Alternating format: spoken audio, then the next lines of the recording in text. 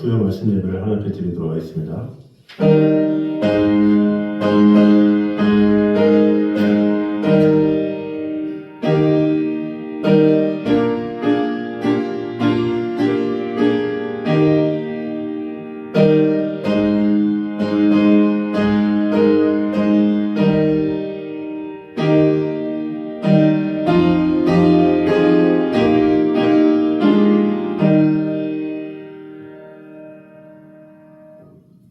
지혜 있는 자는 궁창의 빛과 같이 빛날 것이요 많은 사람을 옳은 대로 돌아오게 한 자는 별과 같이 영원토록 빛나리라. 아버지 하나님, 오늘도 우리와 늘 언제나 함께 하시는 주님의 사명을 따라 아버지 하나님의 말씀에 따라 온전히 순종하며 하나님의 뜻 가운데 구하며 하나님께서 우리와 늘 언제나 함께 하심을 오늘도 경험하며 오늘도 그 말씀 안에 온전히 주님의 마음을 알며 주님의 뜻을 알며 아버지 하나님께서 주실 그 은총 가운데 온전히 거하며 나아가는 귀한 시간 되게 하여 주시옵소서. 예수님의 이름으로 기도드립니다. 아멘. 우리 찬송가 218장 찬양하겠습니다.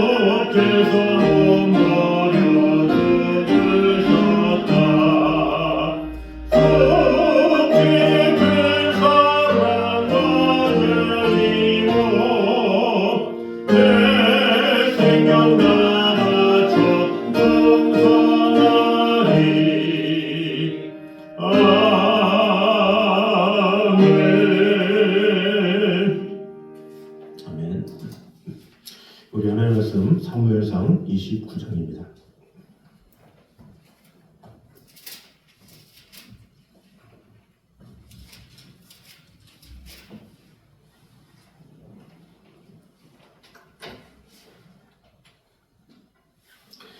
사무엘상 29장 1절에서 3절까지 말씀입니다.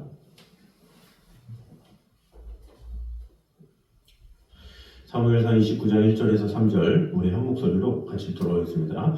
블레셋 사람들은 그들의 모든 군대를 아말에게 모았고 이스라엘 사람들은 이스루엘에 있는 샘 곁에 진쳤더라.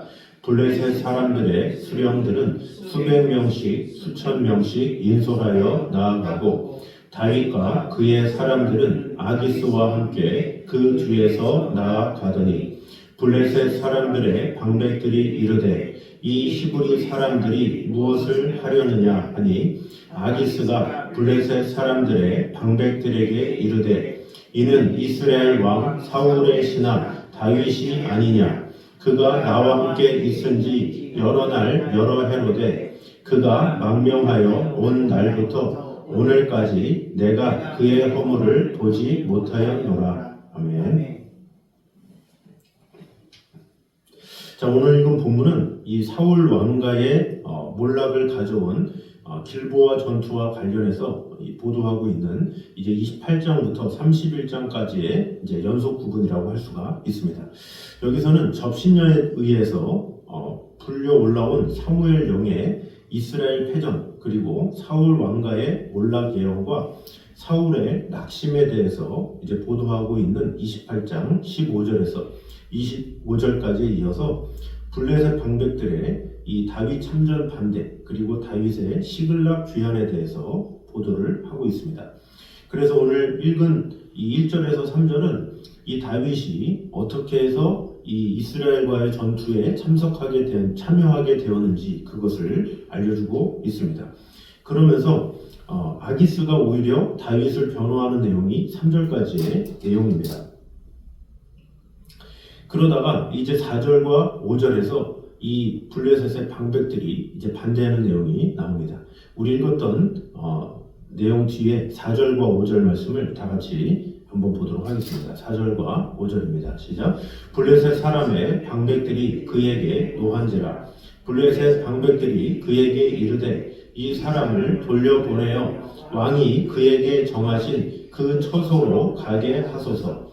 그는 우리와 함께 싸움에 내려가지 못하리니 그가 전장에서 우리의 대적이 될까 하나이다. 그가 무엇으로 그 주와 다시 화합하리이까? 이 사람들의 머리로 하지 아니하겠나이까?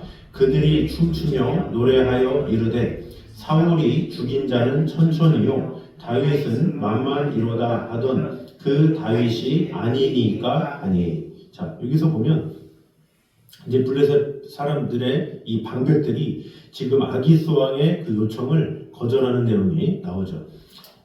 이 사람이 누군지를 알고 전장에 참여를 시킵니까?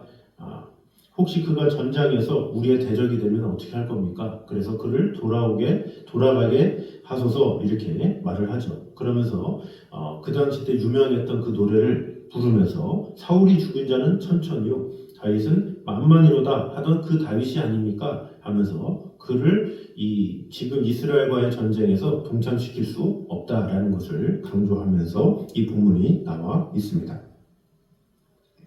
오늘 읽은 이 본문에서 우리는 다윗을 위기에서 건지시는 이 하나님의 섭리의 이 절묘함을 볼 수가 있습니다.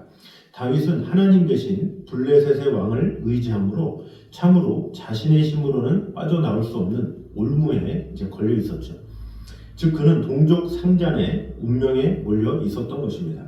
그런데 바로 그 순간에 하나님은 블레셋 방백들로 하여금 다윗의 신분을 이제 문제 삼아서 그의 참전을 반대하게 하심으로써 다윗을 이제 진퇴양난의 난관에서 구하여 주신 것입니다. 더욱이 다윗의 참전 전략은 그와 그의 수하의 번속들을 아말렉의 손에서 구하는 결과를 가져왔다는 점에서 이 하나님의 섭리의 심오함을 배우게 합니다. 그러면 오늘 이 본문을 통해서 우리에게 주신 은혜들을 보도록 하겠습니다. 먼저 성도가 한번 그릇 행하면 사탄은 더욱 악한 길로 인도함을 볼 수가 있습니다.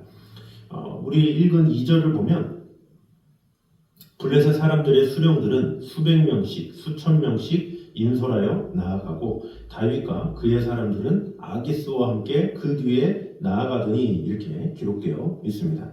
다윗은 가드왕 아기스와 함께 블레셋 군대의 뒤를 따라갔습니다. 이것은 아기스가 그에게 망명해서 온 다윗에게 이스라엘 전에 참전하도록 명령했기 때문에 다윗은 이 아기스 왕 뒤에 있던 것이죠. 아마도 아기스는 이 다윗을 이번 전쟁에 참전시킴으로 인해서 블레셋의 군사력을 보강하고 또 상대적으로 이스라엘에 대해서는 사기를 꺾고 또 다윗을 이스라엘의 원수가 되게 함으로 인해서 완전히 자신의 사람으로 만들려는 이제 목적을 가지고 있었을 것입니다. 그러나 다윗에게 있어서 이 전쟁의 참전은 실로 엄청난 악영향을 초래할 수밖에 없었죠. 앞에서 말씀드린 대로 만약 그가 참전해서 동족을 죽였으면 그는 영원히 이스라엘의 왕이 될 수가 없었습니다. 오히려 이스라엘의 원수가 되었겠죠. 그리고 그렇게 된다면 그가 이스라엘의 왕에 오른다는 것은 꿈에도 생각할 수 없었을 뿐만 아니라 그렇게 되면 다윗을 신정 왕국 이스라엘의 새로운 왕으로 세우고자 하시는 하나님의 계획도 수포로 돌아갈 수밖에 없는 것입니다. 그러면 이런 상황이 전개되게 된 이유가 무엇이겠습니까? 그것은 먼저 다윗이 하나님의 뜻에 따라 하나님의 어떤 음성을 듣고 행한 것이 아니라 다윗이 사울에게 쫓겨서 자기 임의대로 아기스 왕에게 갔던 그것으로부터 시작됐죠. 그러니까 그의 잘못된 선택으로 인해서 결국에는 이 전장에 참여하게 됐다라는 거죠. 어떻게 보면 이 블레셋의 이 전장에 참여하게 된 그 계기는 바로 무엇이었냐? 다윗의 잘못된 선택, 아기스 왕에게 피했던 그 선택으로 말미암아 시작된 것이라고 볼 수가 있습니다. 애초에 다윗이 사울에게 쫓길 때 아무리 힘들다고 할지라도 뭔가 또 다른 광야를 또 도망간다거나 아니면 또 다른 나라를 제3의 제국으로 망명했다라고 한다면 다윗에게 이렇게까지 어려움이 없었겠죠. 그러나 다윗은 하나님께 물어보지도 아니하고 당장 자신의 처한 상황에 다급함으로 인해서 이스라엘의 원수인 이 블레셋 그것도 그 본부로 가서 자신이 피난했던 것을 볼 수가 있습니다. 결국에는 이 다윗이 하나님이 시키지도 않은 그 곳을 찾아가서 그로 인해서 결국에는 자신의 동족 이스라엘과 전장에 참여할 수밖에 없는 그런 심각한 상황까지 오게 되었다라는 것입니다. 말하자면 다윗은 가서는 안 될 길로 갔다가 이스라엘의 왕이 되지 못하는 것은 물론 그로 인해서 하나님의 구속사적 계획까지도 망칠 수밖에 없었던 그런 상황에 처했다고 볼 수가 있습니다. 이렇게 성도가 한번 그릇된 길로 가면 더욱 악한 길에 빠지게 되는 것이 바로 인간의 연약함입니다. 그래서 베드로전서 5장 8절에도 사단은 우는 사자같이 두루다니며 삼킬 자를 찾는다 이렇게 말을 하고 있죠. 이것은 무엇입니까? 한 사람이 잘못된 선택 또한 또 다른 선택을 사탄이 하게 함으로 말미암아 그 잘못된 선택이 또 다른 선택을 낳게 하고 또 잘못된 선택을 하게 하고 그것이 반복될 수밖에 없게 될 것이다 라는 것을 말하고 있죠. 그래서 성도가 한번 그릇 행해서 틈을 보이면 그것을 빌미로 삼아 계속해서 더 큰 범죄를 저지를 수밖에 없게 되는 것, 그것이 인간의 연약함이죠. 실례로 다윗이 이후에 왕이 됐죠. 이 왕이 되고 나서 그가 이 전쟁에 나가야 했습니다. 그런데 나라도 강성해지고 또 백성들도 이제 안정을 취하고 있고 또 그러다 보니까 본인이 전장에 참석하지 않습니다. 전장에 나가지 않고 이제 그곳에 군대 장관을 따로 보내고 본인은 이제 무료한 마음에 바람을 쐬죠. 그런데 그 옥상 위로 올라갔다가 거기서 이제 밧세바라는 여인을 만납니다. 그 밧세바라는 여인을 만나서 이제 범하게 되죠. 그런 간음을 저지르고 난 후에 어떤 일이 일어납니까? 밧세바는 이미 남편이 있는 여인이었잖아요. 그래서 그것을 알고 우리아를 데리고 오죠. 밧세바의 남편인 우리아를 데리고 오게 해서 결국에는 어떻게 합니까? 그 우리아를 전장에 보내서 죽이는 일을 합니다. 이 시발점이 무엇이냐? 바로 다윗이 전장에 나가지 않았고 또 전장에 나가지 않은 그 무료한 마음을 굳이 저 너머에 있는 한 여인에게 눈이 팔리게 되고 범죄하게 되고 그 범죄로 인해서 나중에는 우리아를 죽이게 되는 그런 살인 행위까지 이르게 되는 그런 결과가 오게 되었다라는 것입니다. 결국 다윗은 밧세바와의 간음 사실을 숨기려다가 결국에는 우리아까지 죽이고 이렇게 악의 화신인 사탄의 역사로 말미암아 죄가 죄를 낳게 되는 그래서 그 죄는 또 다른 죄를 낳게 되는 그래서 얼마나 많은 불상사가 났습니까? 그래서 결국에는 그 우리아를 통해서 낳은 아들은 죽임을 당하잖아요. 하나님으로부터. 그리고 나서 솔로몬으로 인해서 뭔가 일이 이루어지죠. 이런 모든 과정들이 결국에는 다윗의 죄 하나로 인해서 그 죄가 또 다른 죄를 낳고 그 죄가 또 다른 죄를 키워서 생각지 못한 어려움에 처할 수밖에 없었다라는 것입니다. 그러므로 우리 성도들 또한 마찬가지다라는 거죠. 우리가 그릇된 길에 처하지 않도록 우리가 항상 깨어서 악은 모든 모양이라도 버리라. 데살로니가전서 5장 22절 말씀처럼 항상 우리에게 어떤 일이 있든지 이것이 하나님께서 기뻐하시는 것인지 하나님께서 원하시는 것인지를 잘 생각해서 하나님께서 기뻐하시는 대로 택할 때 결국에는 그 길이 돌아가는 길이다 할지라도 우리를 가장 좋은 길로 인도하시는 것임을 믿고 오직 하나님께서 주시는 말씀대로 행하기에 실수는 저와 여러분 되시기를 주님의 이름으로 축원합니다. 자, 두 번째는 하나님의 사람이 비록 실수를 한다 할지라도 하나님의 구속사는 결코 단절될 수 없음을 볼 수가 있습니다. 다시 사무엘상 29장 2절을 보면 이 앞에서 언급한 대로 블레셋 망명이라는 다윗의 실수는 다윗을 이스라엘의 왕으로 세우고자 하시는 하나님의 계획을 수포로 돌아가게 할 수 있는 일이었습니다. 그리고 이는 다윗의 자손 가운데서 인류를 구원할 메시아를 나게 하시려는 하나님의 원대한 구속사적 계획을 무너지게 할 수도 있는 일이었습니다.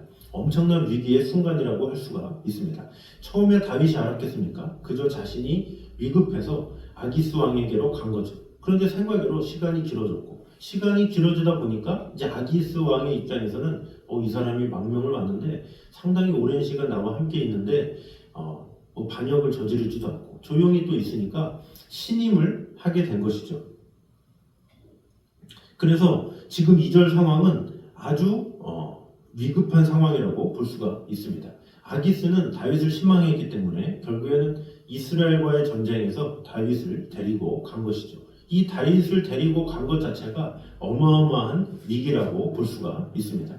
이스라엘과 전쟁을 하는데 블레셋이 대적을 하고 있고 그런데 그 뒤에 다윗이 있다? 이것은 이스라엘 백성으로 하여금 정말로 깜짝 놀랄 만한 그런 일이죠.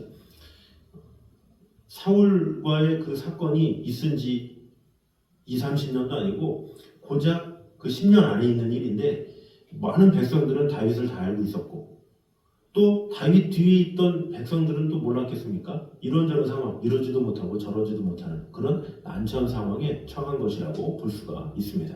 자, 그런데 이런 상황에서 하나님께서는 이런 놀라운 역사를 이루어 주시죠. 그것이 바로 3절이죠. 우리 3절 말씀을 다시 한번 보도록 하겠습니다. 사무엘상 29장 3절 같이 한번 읽겠습니다. 시작. 블레셋 사람들의 방백들이 이르되 이 시부리 사람들이 무엇을 하려느냐 하니 아기스가 블레셋 사람들의 방백들에게 이르되 이는 이스라엘 왕 사울의 신하 다윗이 아니냐. 그가 나와 함께 있은지 여러 날 여러 해로되 그가 망명하여 온 날부터 오늘까지 내가 그의 허물을 보지 못하였노라. 자, 지금 아기스가 변명을 해주죠. 이 정도로 신임을 얻은 것이죠. 지금 다윗은 그런 상황에서 하나님께서 역사하신 것이 바로 4절입니다. 4절 말씀을 다시 한번 읽어보도록 하겠습니다. 시작. 블레셋 사람의 방백들이 그에게 노한지라. 블레셋 방백들이 그에게 이르되 이 사람을 돌려보내어 왕이 그에게 정하신 그 처소로 가게 하소서. 그는 우리와 함께 싸움에 내려가지 못하리니 그가 전장에서 우리의 대적이 될까 하나이다. 그가 무엇으로 그 주와 다시 화합하리이까? 이 사람들의 머리로 하지 아니하겠나이까? 자, 여기 보니까 블레셋 사람들의 방백들이 어떻게 돼요? 어떻게 보면 소수도 아니죠. 블레셋 사람의 방백이라고 그러면 뭐 한두 명 이렇게 얘기했다면 그럴 텐데 방백들이 서로 모여서 얘기할 정도라면 그 당시의 분위기가 어떠했는지 분명히 보이겠죠. 이 블레셋 방백들은 막상 전쟁이 벌어지면 다윗이 자신들을 배신하고 이 도리어 자신들을 칠 것이라고 생각을 한 것이죠. 모두가 다 그런 생각을 한 것입니다. 사실 다윗이 전쟁 중에 배신한다는 것은 거의 불가능한 일이겠지만 블레셋 방백들의 생각대로 그렇게 된다면 그것은 블레셋에게는 너무나도 치명적인 일이겠죠. 그러므로 다윗을 신임한 아기스와는 달리 블레셋 방백들은 다윗의 참전을 굳고 반대한 것이죠.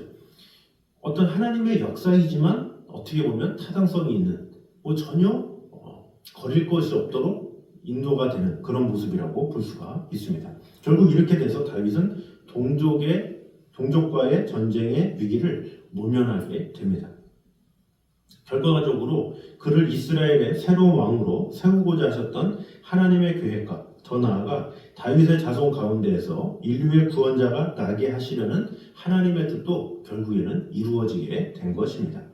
이것은 당신의 구속사적 계획이 수포로 돌아가지 않도록 하기 위해서 하나님께서 강권적으로 행하신 결과다, 이렇게 볼 수가 있습니다. 즉 다윗이 전쟁에 참전하지 않게 된 것은 블레셋 방백들이 다윗을 불신한 결과이지만 그 배후에는 당신의 구속사적 계획이 수포로 돌아가지 않도록 하기 위해서 블레셋 방백들의 마음을 움직인 하나님의 강권적인 섭리하심에 있었다라는 것을 볼 수가 있습니다. 그래서 이 하나님의 주권적인 섭리는 믿는 사람에게만 나타나는 것이 아니죠. 믿음의 사람이 아니라 믿지 않음에도 불구하고 그것이 나타나는 경우가 있습니다.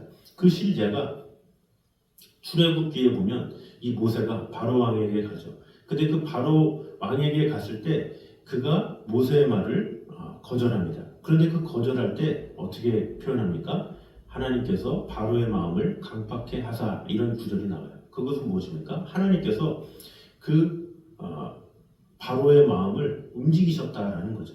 만약에 바로 피재앙이 있은 다음에 이스라엘 백성들이 뭔가 이집트로 애굽을 떠났다 그러면 아무런 감동도 없고 감동도 없고 또 이적도 없었기 때문에 이스라엘 백성의 어떤 뜨거운 마음조차도 없었겠죠. 그러나 그런 10가지 재앙을 거치는 그 과정으로 인해서 그 이스라엘 백성들은 그 가운데 하나님을 더욱더 신뢰하게 되었고 하나님의 선하심을 알 수가 있었죠. 그래서 하나님은 이 바로의 마음에도 찾아오셔서 그의 마음을 움직인 것이죠. 또 이스라엘 백성들이 이 성전을 잃어버렸을 때, 성전이 없어서 울고 있을 때, 그때 하나님께서 어떻게 됩니까? 하나님을 알지 못하는 고레스를 감동시키시죠. 그래서 이 고레스라는 왕은 하나님을 알지 못하지만 하나님의 어떤 영에 감동되어서 그가 성전을 건축하라, 이렇게 명령을 합니다. 이런 모든 것들도 다 하나님의 섭리요 축복이라고 할 수가 있죠. AD 313년에 콘스탄티누스가 기독교로 공인하는 장면이 나옵니다. 그 장면도 어떻습니까? 그 위에 선조들은 전부 다 악한 왕들이었죠. 네로 황제부터 시작해가지고 도미티아누스나 그 이스라엘 백성들을 괴롭히던 유대인들을 사자굴에 던지던 그런 선조들이었는데 그 선조들의 나중에 자손 중에 콘스탄티누스는 어떻게 합니까? 기독교를 국교로 정하게 되죠. 그 모든 것이 자신의 뜻이겠습니까? 아니죠. 하나님의 섭리요, 하나님의 계획하시며 인도하십니다라는 거죠. 그래서 우리는 신앙생활을 하다 보면 믿음의 사람들에게만 역사해서 믿음의 사람들에게 감동을 준다, 이렇게 생각할 수 있지만 하나님은 온전한 하나님이시고 모든 것을 또 만물을 주관하시는 하나님이기 때문에 하나님을 알지 못하는 그 마음까지도 그에게 역사하셔서 은혜 주신다라는 것을 알 수가 있습니다. 그래서 에스더서에서도 어떻게 됩니까? 아하수에로 왕이 에스더를 통해서 감동을 받죠. 그 감동으로 인해서 하만을 물리치고 이스라엘 백성을 구원하는 내용이 나오죠. 이 모든 것들은 다 하나님의 섭리하신 것, 또 하나님의 일하심에 있다라는 것입니다. 결국 온 우주 만물의 주관자와 섭리자가 되시는 하나님의 섭리로 말미암아 하나님의 구속사는 결코 단절되지 아니하고 이어지며 마침내는 이루어지게 된다라는 것을 알 수가 있습니다. 아브라함이 실수를 하는 장면이 나오죠. 또 이스라엘 백성들이 많은 또 실수를 하고 또 성경에 등장하는 무수한 사람들의 실수에도 불구하고 하나님의 구속사는 지금도 변함없이 이루어졌다라는 것을 알 수가 있습니다.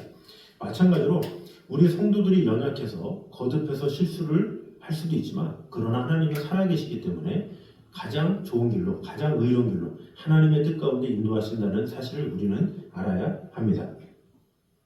그리고 마침내는 그리스도의 재림을 통해 이 모든 것을 완성하실 것입니다. 우리는 이 사실을 믿고 우리의 구원과 천국의 도래를 확신해야 할 것입니다. 우리가 이러한 믿음을 가질 때 우리는 어떤 역경에도 흔들리지 않고 힘있게 신앙생활을 할 수 있다는 사실을 꼭 기억하므로 인간의 수많은 실수에도 하나님은 가장 완전하게 역사하시는다라는 그 사실을 온전히 믿고 하나님만을 신뢰하며 나아가는 저와 여러분 되시기를 주님의 이름으로 축원합니다. 마지막 세 번째로 악인과 멍에를 함께할 때 기필코 화가 미치게 됨을 보여주고 있습니다. 다시 2절을 보면 다윗은 아기스와 더불어 이제 블레셋 군의 뒤를 따랐습니다. 지금 블레셋의 군대가 무엇을 하기 위해서 나아가고 있습니까? 바로 이스라엘과 싸우기 위해서 나아가는 것입니다. 그런데 다윗이 그러한 블레셋 군대를 지금 따르고 있죠. 블레셋과 싸우기 위해서가 아니라 이스라엘과 싸우기 위해서 지금 다윗은 나선 것입니다.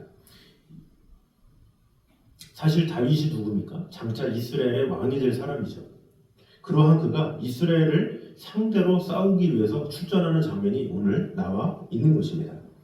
어떻게 하다가 다윗이 이 지경에 이르게 됐습니까? 계속해서 언급하지만 사울을 피하기 위해서 다윗은 결국 이런 상황까지 처하게 된 것이죠. 즉 다윗은 일시적인 유익을 위해서 불의한 자와 멍에를 함께 하였다가 자기 힘으로는 결코 피할 수 없는 큰 화를 부르게 된 것입니다. 우리는 여기서 교훈을 얻을 수가 있습니다. 즉 성도는 자기 눈앞의 유익을 위해서 악인과 함께 이를 도모해서는 안 된다라는 것입니다. 하나님의 사람, 하나님의 백성이 악인과 함께 어떤 일을 도모할 때 그것은 하나님의 사람에게 결코 유익될 수 없다라는 것을 우리는 알아야 합니다. 하나님을 섬기지 않는 악인과 하나님을 섬기는 하나님의 사람과는 그 가치관과 목적하는 바가 다르기 때문이죠. 시편 4절에도 보면 악인은 그 마음에 이르기를 하나님이 없다 하는도다 이렇게 말하고 있고 시편 14편 1절에도 그들은 부패하고 소행이 가증하여 선을 행하지 아니한다 이렇게 말하고 있습니다. 반대로 의인은 어떻습니까? 마태복음 10장 28절 또 이사야 8장 12절에 보면 하나님을 두려워한다 이렇게 이야기를 하고 있죠. 그러니까 의인, 하나님을 사랑하는 자들은 하나님을 두려워하지만 이 세상의 사람들은 하나님을 두려워하지 않죠. 하나님을 두려워하지 않고 사람만을 두려워하기 때문에 가치관이 충돌할 수밖에 없다라는 것입니다.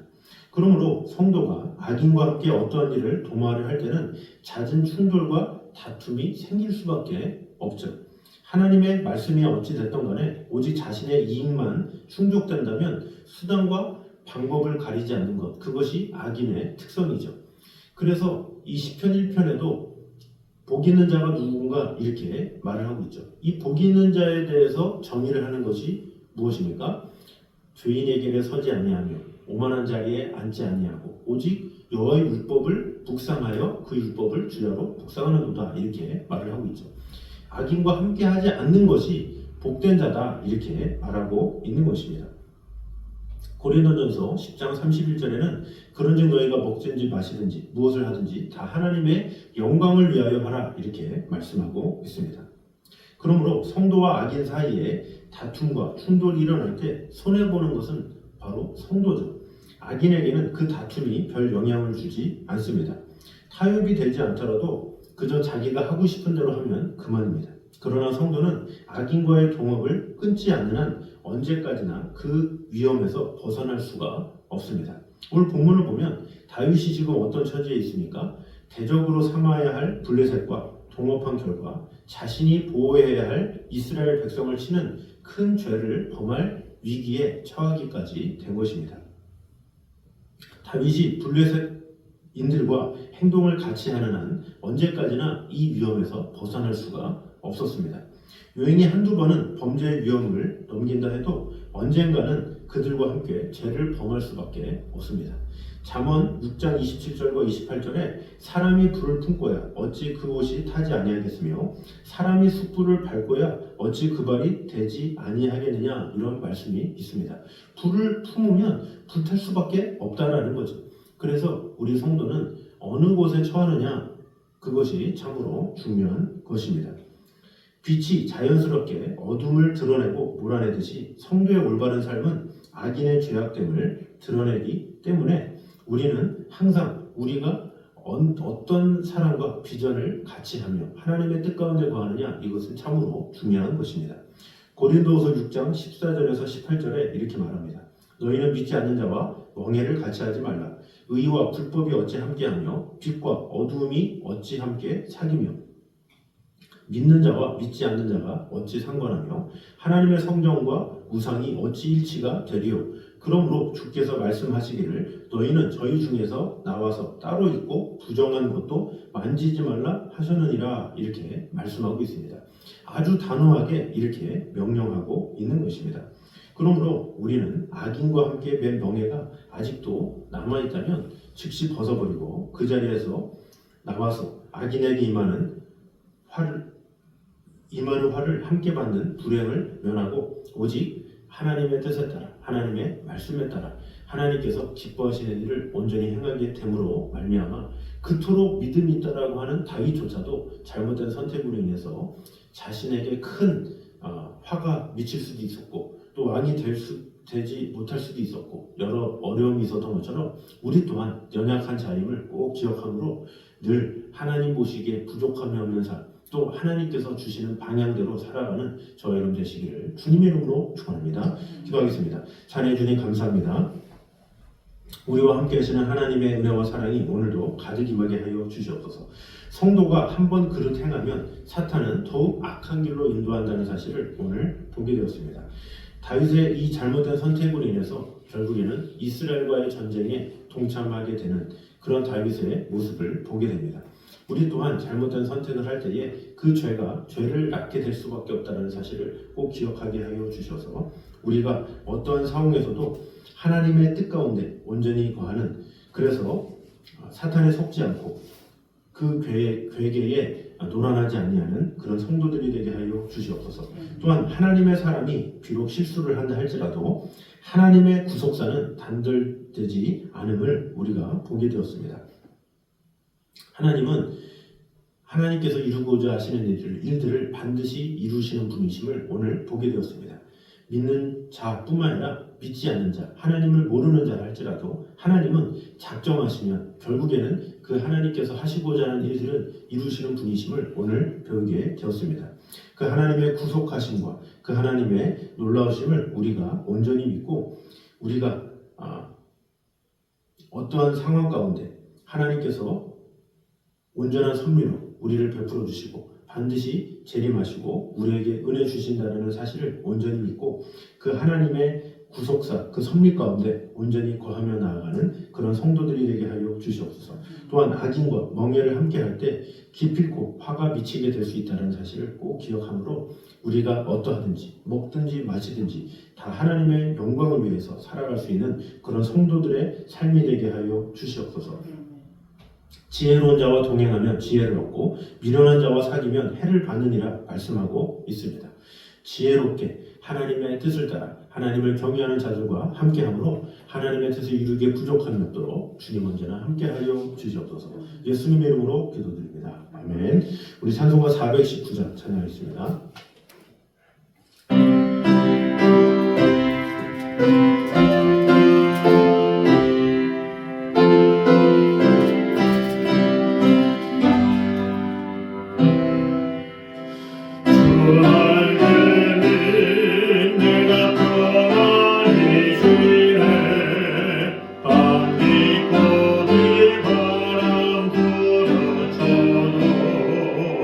아버지께